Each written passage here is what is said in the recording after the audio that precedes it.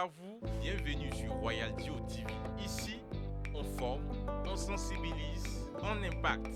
Je suis Stéphane et je suis avec notre co-animatrice préférée, Lydie. Bonsoir Lydie. Bonsoir Stéphane, bonsoir à tous. Aujourd'hui, nous allons parler d'un thème plein d'émotions. Passons au témoignage. C'est l'histoire d'Aou.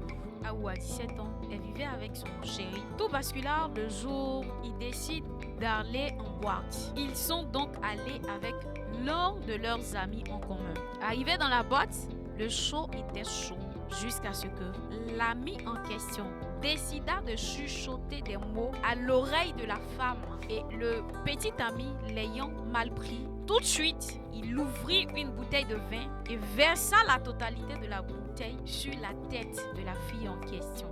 Il ne s'est pas arrêté là. Arrivé à la maison, il la bastonna jusqu'à la faire baigner dans son sang. Comme ça ne suffisait pas, il l'enferma sur la terrasse et allant dormir. 5 heures plus tard, c'est là qu'il vient ouvrir la porte à sa soi-disant chérie. Son état était critique. Elle baignait dans son sang. Le premier réflexe qu'elle a eu, c'était d'aller chercher de la glace. Essayer de dégonfler ses lèvres qui étaient cassées et enflées. Elle était toute épuisée. Depuis lors, les violences se succédaient, jour après jour, jusqu'à ce que la fille en question ait 27 ans. Même à 27 ans, les violences continuaient. Un jour, la jeune dame se retrouva à l'hôpital, dans le coma. À son réveil, tout surpris, elle se posa la question, mais qu'est-ce que je fais ici? Et la dame en face d'elle lui répondit, tu es arrivée ici inconsciente. Alors un monsieur s'approcha d'elle et lui dit, ma fille, tu mérites mieux. Durant combien de temps tu vas supporter encore cette violence? Tu as tout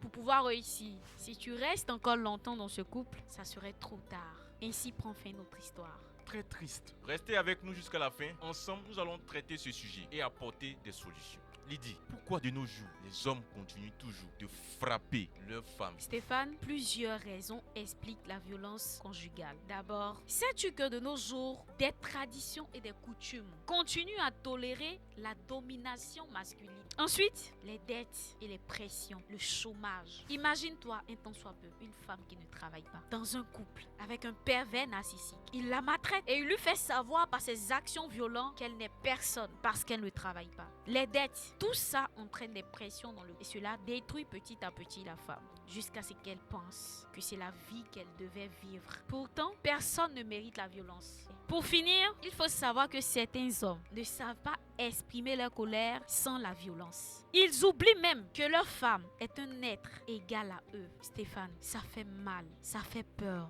et tout ça entraîne la violence dans les couples. C'est triste, mais les familles de ces conjoints, qu'est-ce qu'ils disent? Il y a certaines femmes qui disent que je ne veux pas détruire mon couple. Ce petit slogan-là, je n'ai pas envie de détruire mon couple. Pourtant, elles souffrent. Donc, qu'est-ce qu'elles font? Elles n'osent pas parler. Elles gèrent leurs difficultés seules jusqu'à ce que ce soit trop tard. Et il y a plusieurs exemples qui illustrent ce fait. Ici à Abidjan, on en voit plein. Aussi, certaines personnes qui ne veulent pas détruire, d'après elles, l'image de leur famille. Elles se disent, parler de mon couple d'ailleurs détruit notre intimité. Comme si j'étais en train d'exposer mon foyer, exposer ma famille.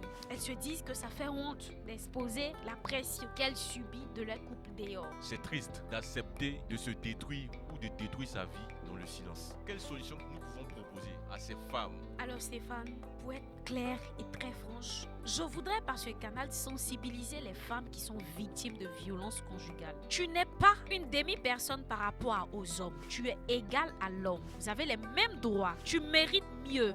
Alors si tu vois que ton chéri il te maltraite d'une certaine manière, il faut ouvrir la bouche et exprimer cela. Dénoncer toutes ces violences que vous subissez dans vos foyers.